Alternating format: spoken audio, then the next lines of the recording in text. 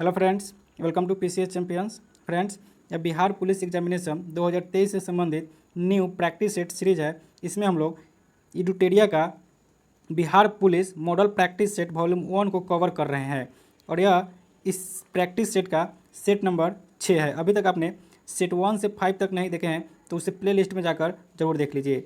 यह सेट आपके एग्ज़ाम के लिए काफ़ी इम्पोर्टेंट है। इसमें जो क्वेश्चन दिया है उसका लेवल बहुत ही अधिक है जो आपके एग्ज़ाम में पूछा जा सकता है। तो चलिए वीडियो को शुरू करते हैं, इसे लास्ट तक ज़रूर देखिएगा। और अभी तक आपने इस चैनल को सब्सक्राइब नहीं किए हैं तो इसे सब्सक्राइब जरूर कर लीजिए।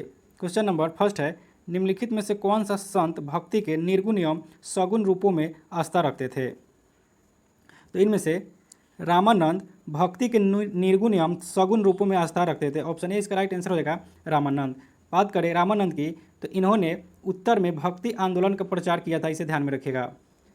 नेक्स्ट प्रश्न है, निम्नलिखित शब्दों में से कौन सा शब्द क्रिया विशेषण है? तो इसमें क्रिया विशेषण धीरे धीरे है। ऑप्शन सी इसका राइट आंसर हो जाएगा धीरे धीरे। बात करें क्रिया विशेषण की तो जिन शब्दों से क्रिया की विशेषता का पता चलता है उन्हें क्रिया विशेषण कहते हैं। जैसे वह धीरे धीरे चलता है तो इसमें धीरे धीरे क्रिया विशेषण है। नेक्स्ट प्रश्न है, चाचा संज्ञा से विशेषण शब्द बनेगा। तो चाचा संज्ञा है और इसका विशेषण शब्द चचेरा होगा। ऑप्शन सी इसका राइट आंसर हो जाएगा चचेरा। नेक्स्ट प्रश्न है, निम्नलिखित में से कौन सा कवि छायावादी युग के है? तो इसमें से सूर्यकांत त्रिपाठी निराला छायावादी युग के कवि हैं। ऑप्शन डी इसका राइट आंसर हो जाएगा सूर्यकांत त्रिपाठी निराला। नेक्स्ट प्रश्न है, निम्नलिखित में से कर्मवाच्य वाक्य का चयन कीजिए। तो इसमें कर्मवाच्य वाक्य यह हो जाएगा ईश्वर द्वारा हमारी रक्षा की जाती है। ऑप्शन बी इसका राइट आंसर हो जाएगा ईश्वर द्वारा हमारी रक्षा की जाती है।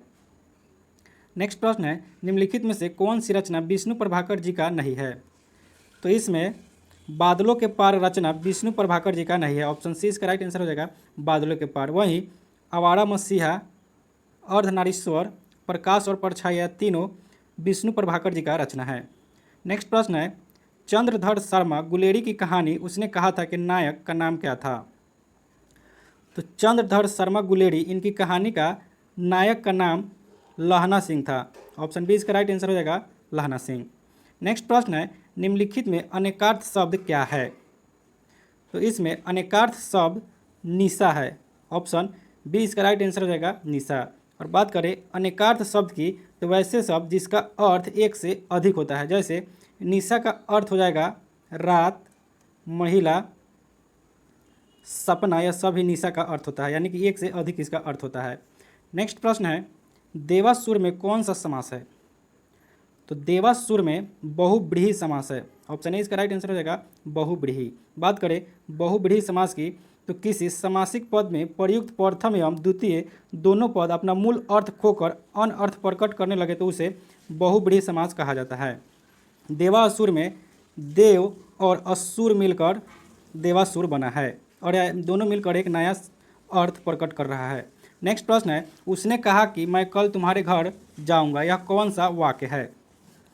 तो उसने कहा कि मैं कल तुम्हारे घर जाऊंगा, यह मिश्र वाक्य है। ऑप्शन बी इसका राइट आंसर हो जाएगा मिश्र वाक्य। बात करें मिश्र वाक्य की तो जिस वाक्य में एक प्रधान उपवाक्य तथा एक या एक से अधिक आश्रित उपवाक्य हो उसे मिश्र वाक्य कहते हैं। इसमें उसने प्रधान उपवाक्य है, बाकी मैं, तुम्हारे, घर यह सभी आश्रित उपवाक्य है।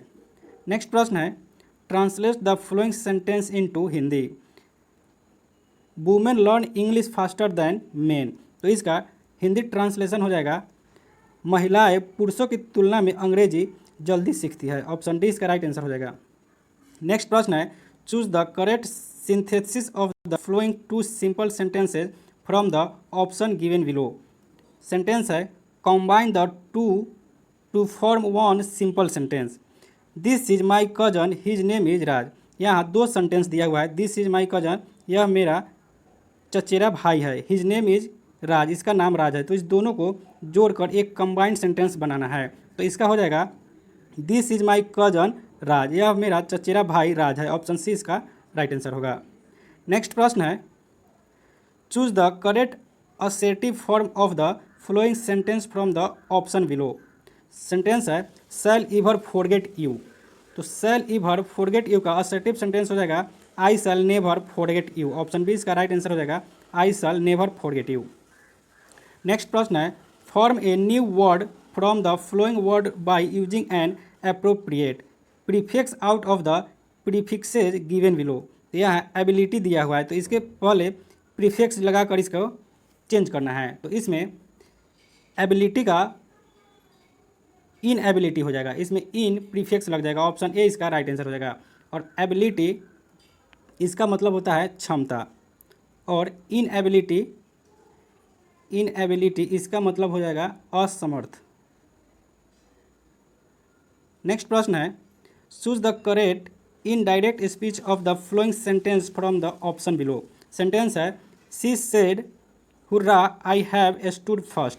तो इसका इनडायरेक्ट स्पीच हो जाएगा she exclaimed with joy that she had stood first. Option B इसका राइट आंसर होगा। नेक्स्ट प्रश्न है choose the correct passive form of the flowing sentence. Sentence है one should keep one's promises. तो इसका passive form हो जाएगा promises were to be kept. Promises should be kept. Option C इसका right answer हो जाएगा। नेक्स्ट प्रश्न है since the keys are with my mother I खाली स्थान यू मनी। तो खाली स्थान को भरना है तो इसका हो जाएगा since the keys are with my mother I can not lend you money. Option A इसका राइट आंसर होगा। नेक्स्ट प्रश्न है choose the correct option formal registers are often use to create a tone of objective. तो इसमें इसका सही शब्द आ जाएगा ऑप्शन बी कैरेक्टर्स। नेक्स्ट प्रश्न है choose the correct option for the underline phrase from the words given below. It was discovered that young man was over head and cards in love with her. तो यहाँ underline word है head and card. तो इसका मतलब होता है head and cards का मतलब होता है पूर्णतः। तो इसके लिए वर्ड आ जाएगा कंप्लीटली। ऑप्शन ए इसका राइट आंसर हो जाएगा कंप्लीटली। नेक्स्ट प्रश्न है fill in the blanks with appropriate answer. Sohan says that it is better to खाली स्थान इन द प्रेजेंट।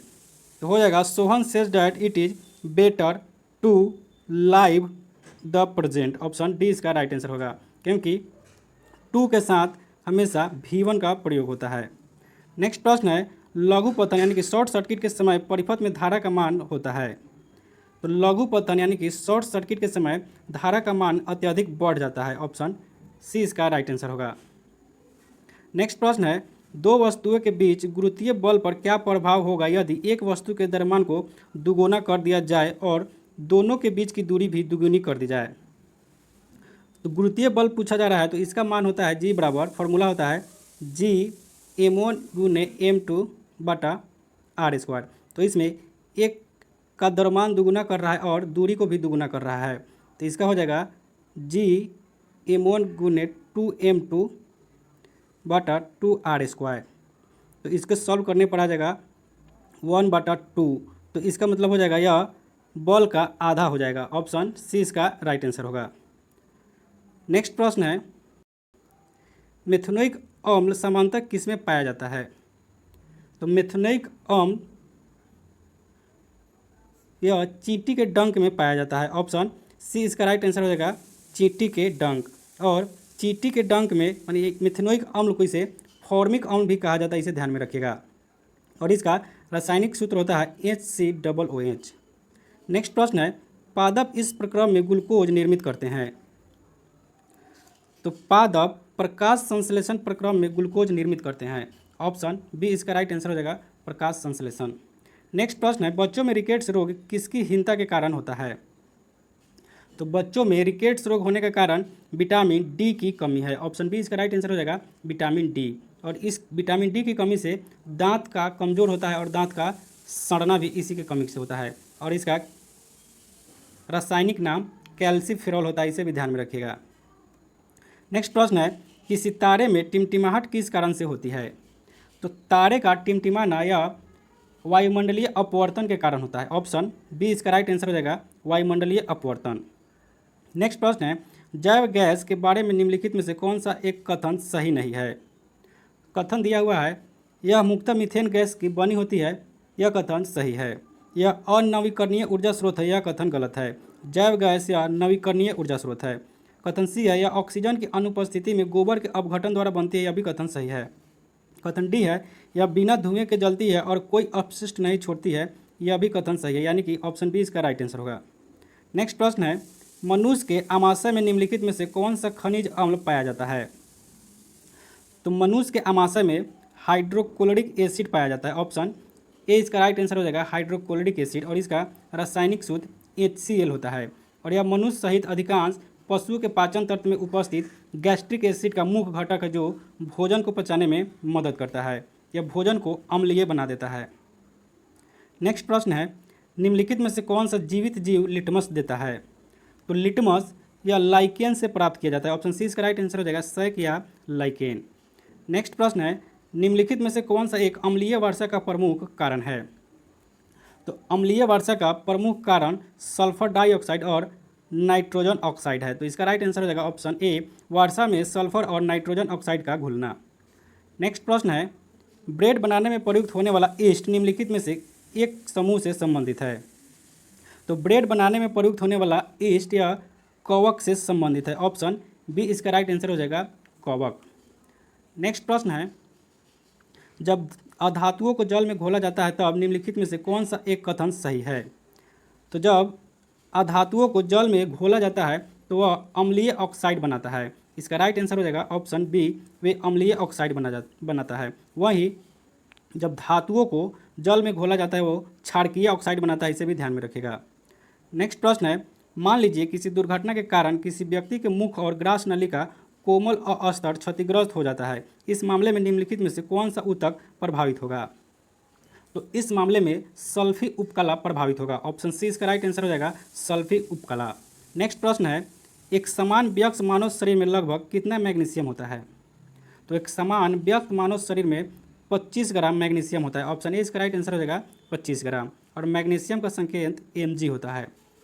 नेक्स्ट प्रश्न है सबसे बड़ी मानव कोशिका कौन सी है। तो सबसे बड़ी मानव कोशिका डिम्ब है, ऑप्शन डी इसका राइट आंसर हो जाएगा डिम्ब। और डिम्ब या मादा के अंडे की कोशिका को कहा जाता है, इसे ध्यान में रखिएगा। मादा अंडे की कोशिका को डिम्ब कहा जाता है और यह मानव की सबसे बड़ी कोशिका है। वहीं त्वचा मानव की सबसे बड़ी अंग है, इसे ध्यान में रखिएगा। नेक्स्ट प्रश्न है सोरोलॉजी खाली स्थान का अध्ययन है। तो सोरोलॉजी यह छिपकली का अध्ययन है, ऑप्शन डी इसका राइट आंसर हो जाएगा छिपकली। और इसे याद करने के लिए एक ट्रिक इस्तेमाल कीजिएगा। सोरोलॉजी मान लीजिए आपके किसी फ्रेंड का नाम सौरभ है तो सौरभ से सौर याद कर लीजिए, और अध्ययन का लॉजी होता है, यानी कि सोरोलॉजी मीन्स छिपकली। तो सौरभ को छिपकली से कनेक्ट कर लीजिए और उसमें लॉजी लगा दीजिए तो छिपकली का अध्ययन सोरोलॉजी हो जाएगा। नेक्स्ट प्रश्न है सर्वप्रथम भारतीय राष्ट्रीय कांग्रेस के संबंध में यह किसने कहा था यह केवल एक सूक्ष्म अल्पसंख्यक वर्ग का प्रतिनिधित्व करती है। तो सर्वप्रथम भारतीय राष्ट्रीय कांग्रेस के संबंध में यह कथन लॉर्ड डफरिन ने कहा था, ऑप्शन बी इसका राइट आंसर हो जाएगा लॉर्ड डफरिन। और लॉर्ड डफरिन का कार्यकाल 1884 से 1888 ईस्वी तक था, और इसी के कार्यकाल में ही भारतीय राष्ट्रीय कांग्रेस की स्थापना 1885 ईस्वी में हुई थी, इसे भी ध्यान में रखिएगा। नेक्स्ट प्रश्न है निम्नलिखित विदेशी यात्रियों पर विचार करें और उनको काल अनुक्रम व्यवस्थित कीजिए। तो इसमें है इति सिंह, अल्बेरूनी, फहियान और वेनसांग। तो इसमें सबसे पहले फहियान आया था, उसके बाद वेनसांग, उसके बाद इति सिंह और लास्ट में अल्बेरूनी आया था। तो इसका सही क्रम हो जाएगा ऑप्शन बी। नेक्स्ट प्रश्न है निम्नलिखित में से कौन सा भारत के संविधान का भाग सही सुमेलित नहीं है। भाग सेकेंड है नागरिकता, यह सही सुमेलित है। भाग 4 में राजनीतिक के निर्देशक सिद्धांत है, यह भी सही सुमेलित है। भाग 5 मौलिक कर्तव्य, यह सही सुमेलित नहीं है। भाग 3 मौलिक अधिकार, यह भी सही सुमेलित है। बात करें भाग मौलिक कर्तव्य की, तो मौलिक कर्तव्य यह मूल संविधान में नहीं था, इसे संविधान के भाग 4 के ए में और अनुच्छेद 51A में 42वें संविधान संशोधन 1976 में जोड़ा गया था, इसे ध्यान में रखिएगा। ऑप्शन सी इसका राइट आंसर होगा। नेक्स्ट प्रश्न है प्राचीन नालंदा विश्वविद्यालय का संस्थापक कौन था। तो प्राचीन नालंदा विश्वविद्यालय का संस्थापक कुमार गुप्त था, ऑप्शन डी इसका राइट आंसर हो जाएगा कुमारगुप्त। नेक्स्ट प्रश्न है, जैन धर्म के अंतिम तीर्थंकर महावीर की मृत्यु कहाँ हुई थी? तो महावीर स्वामी जैन धर्म के 24वें एवं अंतिम तीर्थंकर हुए। इनका जन्म 540 ईसा पूर्व में कुंडग्राम वैशाली में हुआ था और मृत्यु 468 ईसा पूर्व में बिहार के पावापुरी में हुआ था। ऑप्शन डी इसका राइट आंसर हो जाएगा। जन्म 540 ईसा पूर्व, मृत्यु 468 ईसा पूर्व और इनकी मृत्यु 72 वर्ष की आयु में हो गई थी, इसे भी ध्यान में रखिएगा। नेक्स्ट प्रश्न है, शिवाजी को किसने कैद कर लिया था? तो शिवाजी को औरंगजेब ने 1666 ईस्वी में कैद किया था। ऑप्शन सी इसका राइट आंसर हो जाएगा औरंगजेब, और इसने जयपुर भवन में कैद किया था, इसे भी ध्यान में रखिएगा। नेक्स्ट प्रश्न है, पंडित रविशंकर का संबंध निम्नलिखित में से किस वादन से रहा है? तो पंडित रविशंकर का संबंध सितार वादन से रहा है। ऑप्शन ए इसका राइट आंसर हो जाएगा सितार। नेक्स्ट प्रश्न है, रजमनामा फारसी में अनुवाद था। तो रजमनामा या महाभारत का फारसी में अनुवाद था। ऑप्शन सी इसका राइट आंसर होगा। और रजनामा का अर्थ होता है युद्धों का पुस्तक, इसे ध्यान में रखिएगा। नेक्स्ट प्रश्न है, विश्व के इतिहास में पहली परमाणु आपदा कब हुई थी? तो अमेरिका द्वारा 6 अगस्त 1945 को जापान के हिरोशिमा पर पहली बार परमाणु बम गिराया गया था। ऑप्शन डी इसका राइट आंसर हो जाएगा 6 अगस्त 1945। और ठीक इसके 3 दिन बाद 9 अगस्त 1945 को अमेरिका द्वारा ही जापान के नागासाकी पर परमाणु बम गिराया गया था। नेक्स्ट प्रश्न है, किताबुल हिंद पुस्तक किसके द्वारा लिखी गई है? तो किताबुल हिंद पुस्तक के लेखक अल बरूनी है। ऑप्शन बी इसका राइट आंसर हो जाएगा अल बरूनी। और किताबुल हिंद पुस्तक यह 80 अध्यायों में विभक्त है, इसे ध्यान में रखिएगा। नेक्स्ट प्रश्न है, महामाना के नाम से किसे जाना जाता था?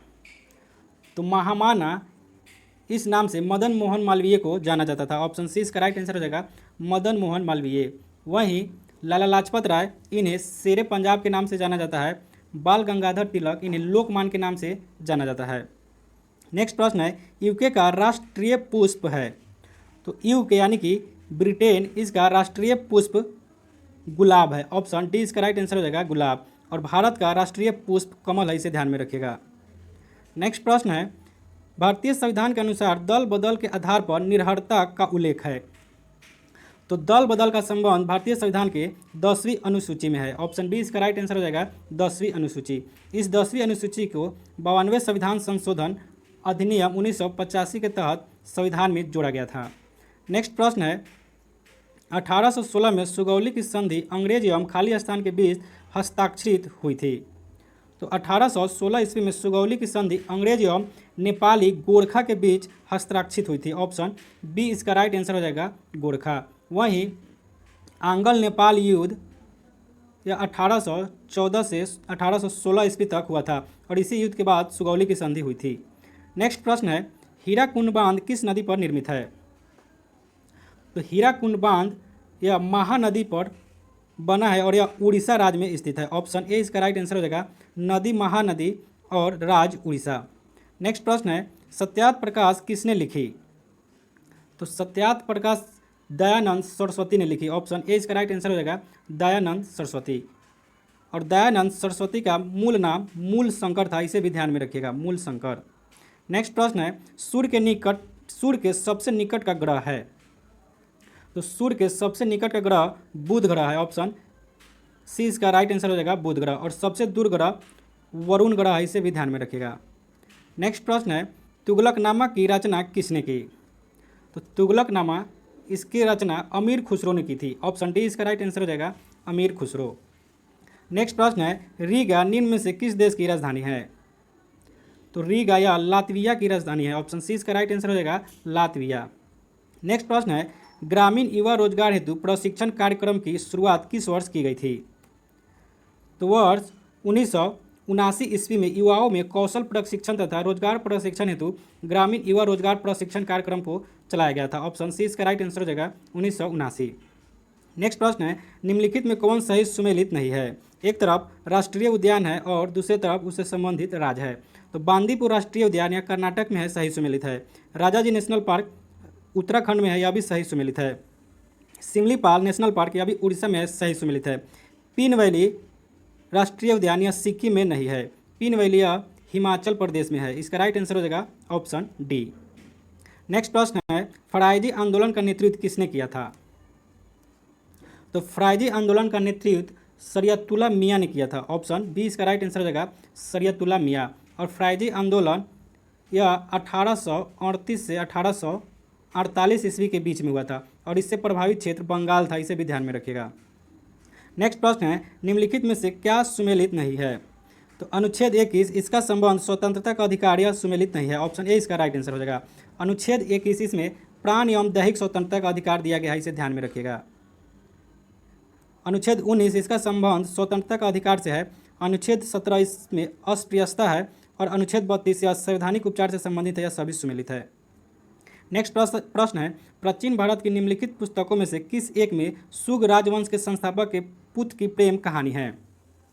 तो इसमें मालविका अग्निमित्रम मुख्य रूप से शुंग काल की पुस्तक है, जिसमें कालिदास ने पुष्यमित्र शुंग के पुत्र अग्निमित्र एवं मालव देश की राजकुमारी मालविका के प्रेम कहानी और विवाह का वर्णन किया है। तो ऑप्शन बी इसका राइट आंसर हो जाएगा मालविका अग्निमित्रम, और इसके लेखक कालिदास है, इसे भी ध्यान में रखिएगा। नेक्स्ट प्रश्न है, अरबों ने भारत पर पहला सफल आक्रमण कब किया था? तो अरबों ने भारत पर पहला सफल आक्रमण 712 ईस्वी में किया था। ऑप्शन बी इसका राइट आंसर हो जाएगा और यह आक्रमण मोहम्मद बिन कासिम के नेतृत्व में किया गया था। नेक्स्ट प्रश्न है, राष्ट्रीय उपभोक्ता दिवस मनाया जाता है? तो राष्ट्रीय उपभोक्ता दिवस 24 दिसंबर को मनाया जाता है। ऑप्शन बी इसका राइट आंसर हो जाएगा 24 दिसंबर। और राष्ट्रीय उपभोक्ता दिवस 24 दिसंबर को मनाया जाता है, इसका कारण है उपभोक्ता संरक्षण अधिनियम 24 दिसंबर 1986 ईस्वी को लागू किया गया था। नेक्स्ट प्रश्न है, ब्रिटिश सरकार किस अधिनियम के द्वारा भारत का शासन अपने हाथों में ले लिया? तो 1857 ईस्वी की क्रांति के बाद 1858 में एक अधिनियम बनाकर ब्रिटिश सरकार ने भारत का शासन अपने हाथ में ले लिया। ऑप्शन बी इसका राइट आंसर हो जाएगा भारतीय शासन अधिनियम, ऑप्शन ए इसका राइट आंसर हो जाएगा भारतीय शासन अधिनियम 1858। नेक्स्ट प्रश्न है, रंग भेद की नीति निम्नलिखित में से किस देश में देखने को मिलती थी? तो रंग भेद की नीति दक्षिण अफ्रीका में देखने को मिलती थी। ऑप्शन ए इसका राइट आंसर हो जाएगा दक्षिण अफ्रीका। नेक्स्ट प्रश्न है, समुद्र तल पर समान वायुमंडलीय दाब कितना होता है? तो समुद्र तल पर समान वायुमंडलीय दाब 1013.25 मिलीबार होता है। ऑप्शन बी इसका राइट आंसर होगा। नेक्स्ट प्रश्न है, कैस्पियन सागर झील अवस्थित है? तो कैस्पियन सागर झील यह यूरोप और एशिया दोनों में अवस्थित है। ऑप्शन डी इसका राइट आंसर हो जाएगा। इसका कुछ भाग यूरोप में और कुछ भाग एशिया में है। और कैस्पियन सागर यह विश्व का सबसे बड़ा झील है, इसे ध्यान में रखिएगा, जो रूस में है। और रूस देश का विभाग कुछ यूरोप में है और ज़्यादातर इसका हिस्सा एशिया महादेश में है।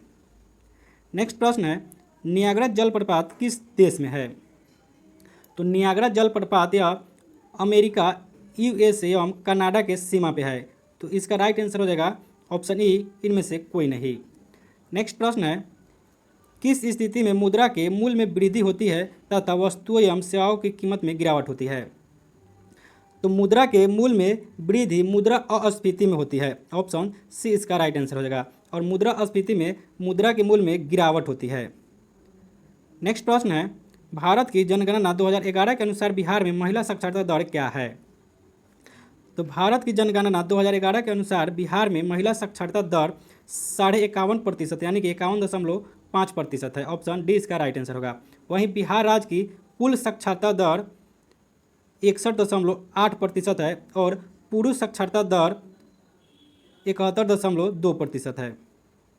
नेक्स्ट प्रश्न है, भंडारी समिति किससे संबंधित है? तो भंडारी समिति का संबंध क्षेत्रीय ग्रामीण बैंकों की पुनर्संरचना से है। ऑप्शन डी इसका राइट आंसर हो जाएगा क्षेत्रीय ग्रामीण बैंकों की पुनर्संरचना। नेक्स्ट प्रश्न है, भारतीय सेना और फ्रांसीसी सेना के बीच प्रथम संयुक्त सैन्य अभ्यास फ्रिंजेक्स 2023 का आयोजन किस शहर में किया गया? तो भारतीय सेना और फ्रांसीसी सेना के बीच फ्रिंजेक्स 23 का आयोजन तिरुअनंतपुरम केरल में किया गया। ऑप्शन ए इसका राइट आंसर हो जाएगा तिरुअनंतपुरम। नेक्स्ट प्रश्न है, हाल ही में किस राज्य सरकार ने मुख्यमंत्री लाडली बहना योजना शुरू की है? तो मध्य प्रदेश सरकार ने मुख्यमंत्री लाडली बहना योजना शुरू किया है। ऑप्शन डी इसका राइट आंसर होगा। नेक्स्ट प्रश्न है, 2030 तक 30% अंतर्राष्ट्रीय जल की रक्षा के उद्देश्य से मार्च 2023 में किस शहर में संयुक्त राष्ट्र उच्च समृद्धि संधि हुई है। तो 2030 तक 30% अंतर्राष्ट्रीय जल की रक्षा करने के उद्देश्य से मार्च 2023 में न्यूयॉर्क में संयुक्त राष्ट्र ऊंच समुद्र संधि हुई है। ऑप्शन ए इसका राइट आंसर हो जाएगा न्यूयॉर्क। नेक्स्ट प्रश्न है, मार्च 2023 में पारंपरिक चिकित्सा पर पहला SCO B2B सम्मेलन और एक्सपो कहाँ आयोजित किया गया? तो मार्च 2023 में पारंपरिक चिकित्सा पर पहला SCO B2B सम्मेलन और एक्सपो का आयोजन गुवाहाटी असम में किया गया। ऑप्शन ए इसका राइट आंसर हो जाएगा गुवाहाटी। नेक्स्ट प्रश्न है, हाल ही में किस देश की अदालत ने नोबेल शांति पुरस्कार विजेता एवं मानवाधिकार कार्यकर्ता एलेस बालियात्स्की को 10 साल कैद की सजा सुनाई है? तो बेलारूस की अदालत ने नोबेल शांति पुरस्कार विजेता एवं मानवाधिकार कार्यकर्ता एलेस बालियात्स्की को 10 साल कैद की सजा सुनाई है। ऑप्शन बी इसका राइट आंसर हो जाएगा बेलारूस। नेक्स्ट प्रश्न है, हेकानी जाखलू निम्नलिखित में से किस राज्य में विधानसभा चुनाव जीतने वाली पहली महिला उम्मीदवार बनी है? तो हेकानी जाखलू नागालैंड राज्य में विधानसभा चुनाव जीतने वाली पहली महिला उम्मीदवार बनी है। ऑप्शन ए इसका राइट आंसर हो जाएगा नागालैंड, और नागालैंड की राजधानी कोहिमा है। नेक्स्ट प्रश्न है, NTPC ने किस राज्य में उत्तरी Karanpura super critical thermal plant में भारत का पहला एयर कूल्ड कंडेंसर स्थापित किया है? तो NTPC ने झारखंड राज्य में उत्तरी Karanpura super critical thermal power plant में भारत का पहला एयर कूल्ड कंडेंसर स्थापित किया है। ऑप्शन ए इसका राइट आंसर हो जाएगा झारखंड। नेक्स्ट प्रश्न है, एशिया की सबसे लंबी साइकिल रेस को खाली स्थान से कन्याकुमारी तक हरी झंडी दिखाकर रवाना किया गया? तो एशिया की सबसे लंबी साइकिल रेस को श्रीनगर से कन्याकुमारी तक हरी झंडी दिखाकर रवाना किया गया। ऑप्शन डी इसका राइट आंसर होगा श्रीनगर। नेक्स्ट प्रश्न है, भारत ने 27 फरवरी 2023 को खाली स्थान में बिम्स्टेक ऊर्जा केंद्र के गवर्निंग बोर्ड की पहली बैठक की मेजबानी की? तो भारत ने 27 फरवरी 2023 को बेंगलुरु में बिम्स्टेक ऊर्जा केंद्र के गवर्निंग बोर्ड की पहली बैठक की मेजबानी की। ऑप्शन बी इसका राइट आंसर हो जाएगा बेंगलुरु। नेक्स्ट प्रश्न है, भारत की राष्ट्रपति द्रौपदी मुर्मू ने 7वें अंतर्राष्ट्रीय धर्म सम्मेलन का उद्घाटन कहाँ किया? तो भारत की राष्ट्रपति द्रौपदी मुर्मू ने 7वें अंतर्राष्ट्रीय धर्म सम्मेलन का उद्घाटन भोपाल मध्य प्रदेश में किया। ऑप्शन बी इसका राइट आंसर हो जाएगा भोपाल। नेक्स्ट प्रश्न है, हाल ही में 23वें राष्ट्रमंडल विधि सम्मेलन का आयोजन किस राज्य में किया गया? तो हाल ही में 23वें राष्ट्रमंडल विधि सम्मेलन का आयोजन गोवा में किया गया। ऑप्शन सी इसका राइट आंसर हो जाएगा गोवा। नेक्स्ट प्रश्न है, सेवलॉन इंडिया ने किस पूर्व खिलाड़ी को दुनिया का पहला हैंड एम्बेसडर नामित किया है? तो सेवलॉन इंडिया ने दुनिया का पहला हैंड एम्बेसडर सचिन तेंदुलकर को नामित किया है। ऑप्शन डी इसका राइट आंसर हो जाएगा सचिन तेंदुलकर। इसके बाद मैथ और रीजनिंग का प्रश्न है, जिसे आप PDF में देख सकते हैं, और PDF के लिए आप मेरे टेलीग्राम चैनल से जुड़ जाइए, जिसका लिंक डिस्क्रिप्शन में दिया हुआ है। तो फ्रेंड्स, आज का वीडियो कैसा लगा कमेंट सेक्शन में ज़रूर बताइएगा। अगर वीडियो पसंद आया है तो इसे लाइक और शेयर जरूर कीजिए, और अभी तक आपने इस चैनल को सब्सक्राइब नहीं किया है तो इसे सब्सक्राइब भी कर लीजिए। मिलते हैं नेक्स्ट वीडियो में। जय हिंद।